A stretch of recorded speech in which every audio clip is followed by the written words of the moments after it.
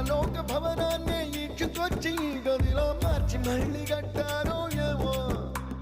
మాయజాలము తెలుసు, మంత్రకారడి తెలుసు, రెంటి కన్న ఇది ఇంకోటేమో. నీలాకాశం నేలాకొస్తే ఇట్టాగే ఉంటాదో ఏమో. ఈ సంతోషం